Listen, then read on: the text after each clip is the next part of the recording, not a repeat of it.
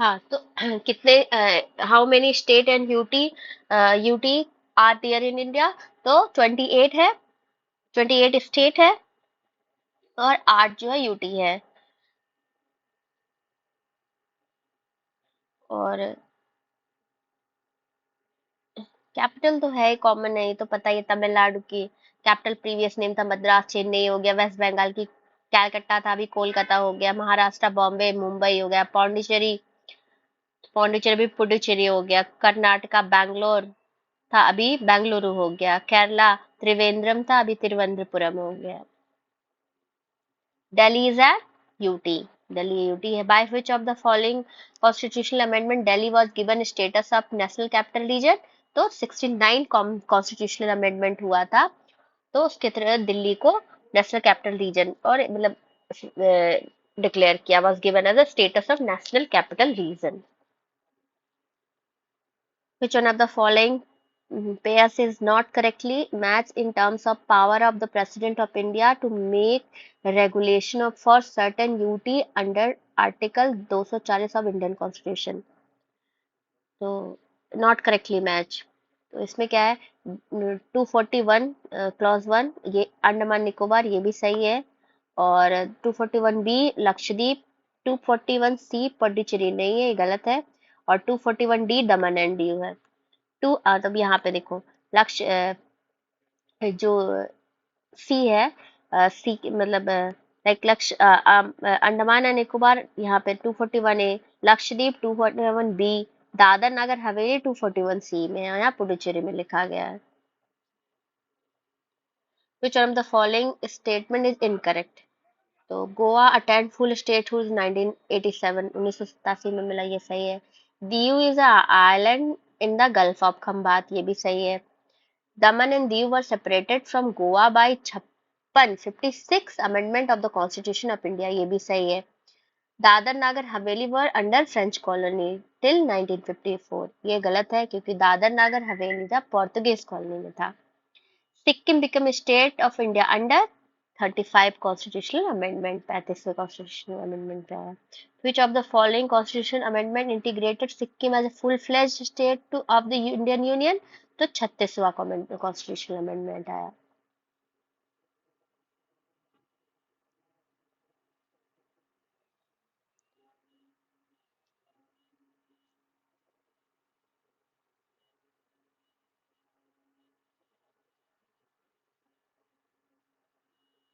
तो यहाँ पे देखिए क्या है कि अभी देखो सिक्किम 36 कॉन्स्टिट्यूशन है, which of the following constitutional amendment integrated, 36 है इसमें देखिए, 36 constitutional amendment is not in given option, so ऐसे कैसे हो सकता है?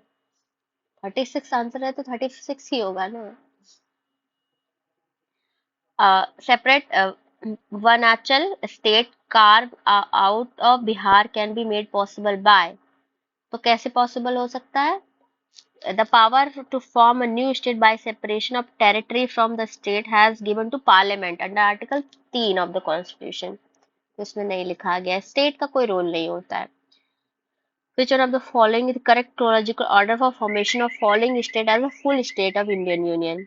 तो नागालैंड 1963 में बना था, हरियाणा 1966 में बना था, सिक्किम 1975 में बना था, अरुणाचल प्रदेश 1987 में बना था।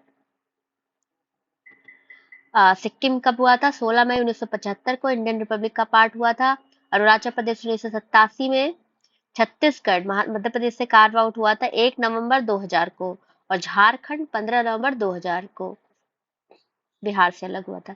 In which year did the state Jharkhand came into existence? 2000, तो कब बना था? 15 नवंबर 2000 को, और 1 नवंबर 2000 को छत्तीसगढ़ बना था। ये पूछ लेता एग्जाम में क्रोनोलॉजी सेट करने को। छत्तीसगढ़ 1 नवंबर 2000 को बना। उत्तराखंड कब बना था? 2000 में ही बना था 9 नवंबर को। पहले छत्तीसगढ़ बना, फिर उत्तराखंड बना, फिर झारखंड बना। नागालैंड 1963 में बना, हरियाणा 1966 में, मेघालय 1972 में, सिक्किम 1975 में। आंध्र प्रदेश 1953 में बना था, हरियाणा 1966 में बना था, हिमाचल प्रदेश 1971 में, सिक्किम 1975 में बना।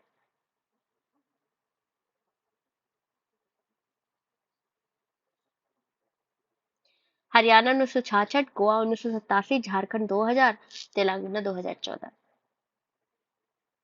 यहाँ फिर वही क्वेश्चन है। नागालैंड 1 दिसंबर 1963, मेघालय 21 जनवरी 1972, सिक्किम 16 मई 1975 और अरुणाचल प्रदेश 20 फरवरी 1987। फिर वही रिपीट है। नागालैंड 1963 को, झारखंड 15 नवंबर 2000 को, तेलंगाना 2 जून 2014 को, सिक्किम 1975 को। फिर से Rajasthan 1958, year of formation, Rajasthan 1958, Maharashtra 1960 और हरियाणा 1966।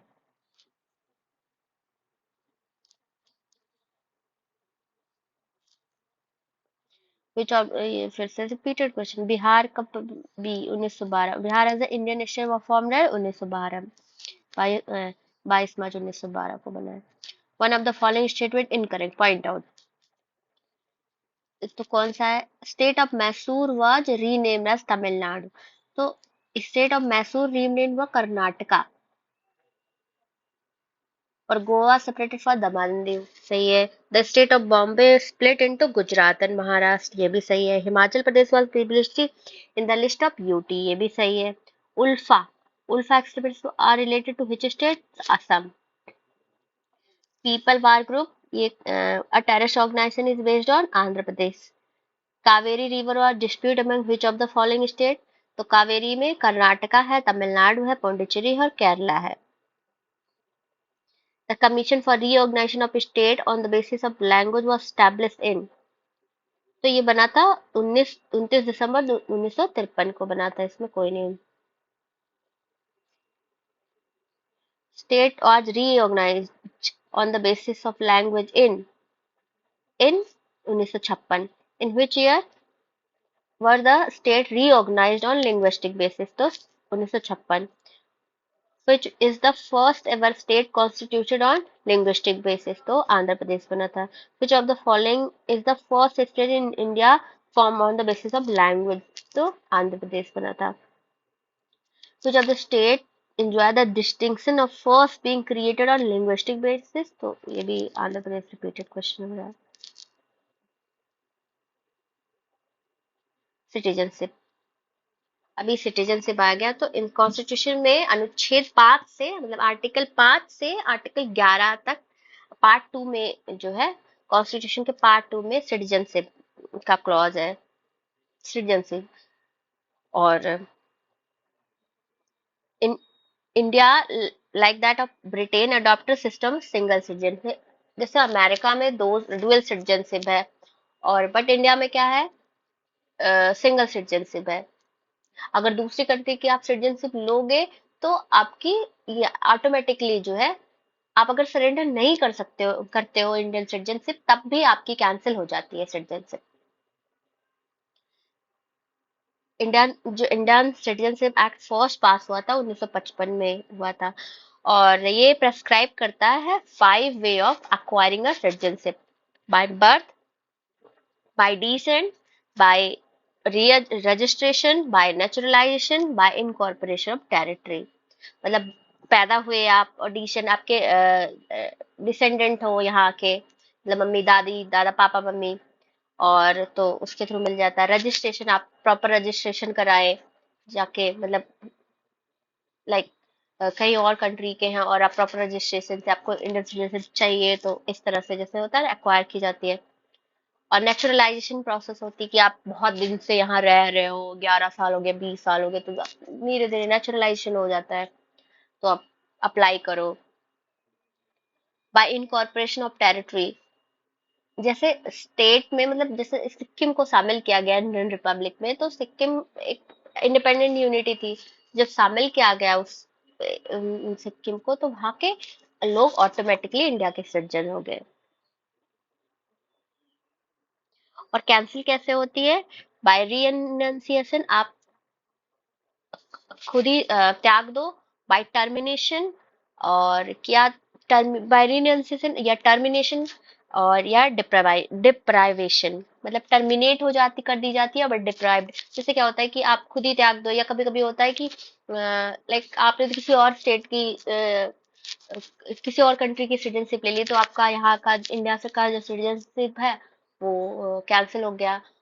हो जाएगा। और जैसे डिप्राइवेशन मतलब कहीं जैसे आप कोई किसी और कंट्री के हो, आप इंडिया आके रहते हो और आप सिटीजनशिप यहाँ की एक्वायर करते हो, फिर आपके में क्रिमिनल प्रोसीजर है, आप बहुत सारे गैंग और क्रिमिनल प्रोसीजर में आपका नाम आता है, तो आपको डिप्राइव कर दिया जाएगा इंडियन सिटीजनशिप से, कैंसिल कर दी जाएगी। Article 6 uh, provide for the right of citizenship of certain person who have migrated to India from Pakistan। तो जब कंट्री आजाद हुई तो फिर बहुत सारे लोग जो है वहां से refugee, Hindu population, Sikh population वापस आए, तो उनकी जो सिटीजनशिप के लिए तो आर्टिकल 6 में मेंशन है। Article 7 provide for the right of citizenship of certain migrant to Pakistan. Article 8 provide for the right of citizenship of certain person of Indian origin residing outside India। तो ये उनकी बात करता है जो provide right of citizenship of certain person of India और Indian origin residing outside of India. और person voluntary acquiring citizenship of foreign state not to be citizen is mention in article 9। भाई है कि कोई वॉलंटरी एक्वायर करता है दूसरी country की सिटीजनशिप तो वो इंडिया का सिटीजन नहीं होगा। और आर्टिकल 11 एम्पावर करता है पार्लियामेंट को कि वो एक्विजिशन, टर्मिनेशन, मतलब जितने भी सिटीजनशिप के मैटर होते हैं, नागरिकता के मैटर होते हैं, उस पे पावर, रूल बनाने का, नियम बनाने का उसको पावर है।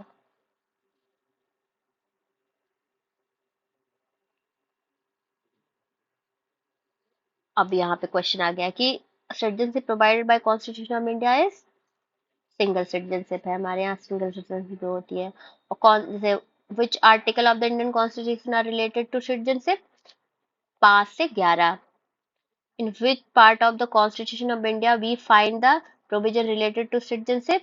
तो पार्ट 2 में है citizenship। Which one of the following feature of citizenship in India is correct? तो single citizenship of whole of India। Indian citizenship cannot be obtained by absorbing any part of land or एक second, birth, naturalization, absorbing any part of land, depositing money in Indian banks। तो ये गलत है, पहला, दूसरा, तीसरा सही है। Which one among the following is not eligible for registration as overseas citizen of India card holder under the Citizenship Amendment Act 2015? ये आएगा नहीं वैसे, लेकिन एक तो जैसे minor child whose parent are Indian citizen, ये है सही है। A spouse of foreign origin of Indian citizen सही है। India who migrated to Pakistan after partition, ये जो इंडियंस है जो माइग्रेट कर गए थे पाकिस्तान उनके लिए नहीं है, वो not eligible for registering overseas citizen of India. तो यहाँ पे सारे लिखा गया जो अमेंडमेंट हुआ था 2015। Any person is full age and capacity, कोई भी हो सकता है।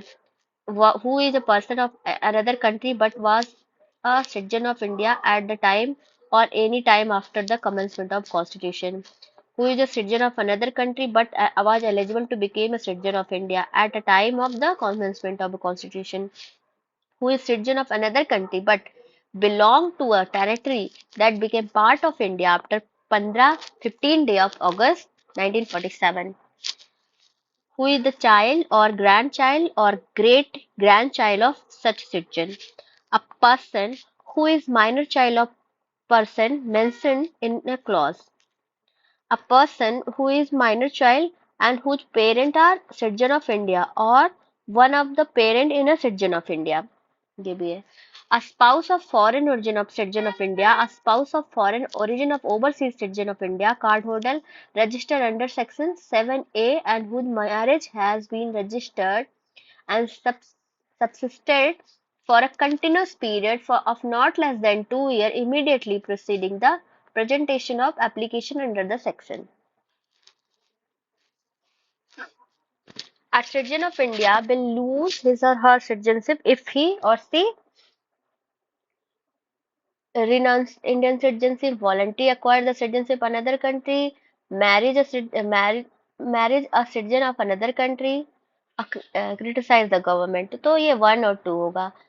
मतलब आपने आप इंडियन सिटीजनशिप छोड़ दो या वॉलंटरी कहीं और की सिटीजनशिप एक्वायर कर लो, तभी आपकी सिटीजनशिप जाती है।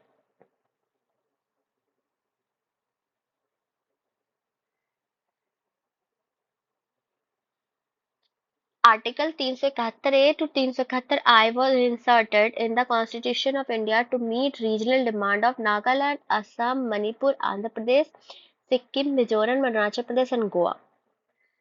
फर्स्ट है, तो ये सही है। Constitution of India and the United State of America envisages a dual policy but the union and state but a single seat. ये गलत है क्योंकि अमेरिका में डुअल सिटीजनशिप है। A naturalised citizen of India can never be a deprived of his citizenship. हाँ ये सही है, तो यहाँ पे होगा डी, एक ओनली, सॉरी, एक ओनली। हाँ, unnaturalised citizen of India can never be deprived of, नहीं ये गलत है, सॉरी सॉरी, ये गलत है, पहला ही सही है सिर्फ। तो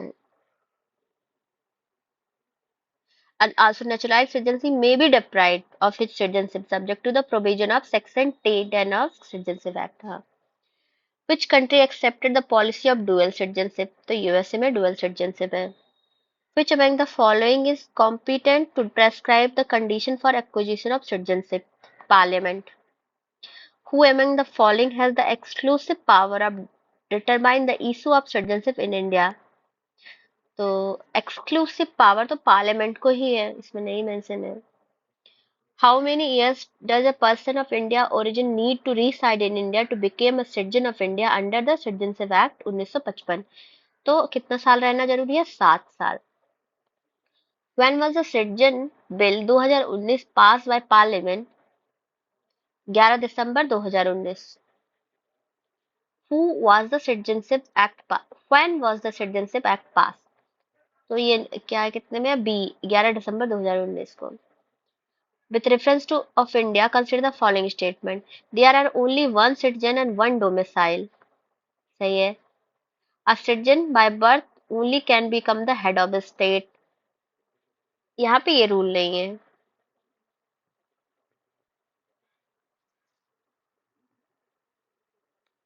हम्म, इसमें नहीं है, ये नहीं है। इंडिया में कोई भी सिटीजन बाई भी, ये अमेरिका में रूल है कि वहां का प्रेसिडेंट वहीं पे पैदा होना चाहिए, बट इंडिया में ये रूल नहीं है।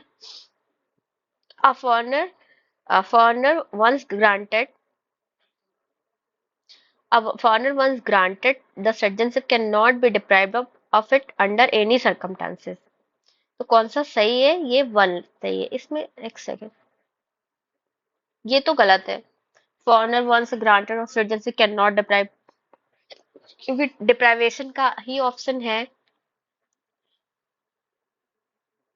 तो यहाँ पे है any citizen can become the head of state of, प्रश्न में the citizen act offer other category of citizen like citizenship. तो यहाँ पे लिखा है ना कि there are a citizen by birth only can become the head of state, ये गलत लग रहा है क्योंकि यहाँ पे जो है कोई भी, मतलब अगर सिटीजन होना चाहिए, पैदा हुआ या नहीं उससे मतलब नहीं है। फंडामेंटल राइट, तो यहाँ पे ऑप्शन वन सही होगा क्योंकि पहला और दूसरा और तीसरा गलत है। Fundamental right,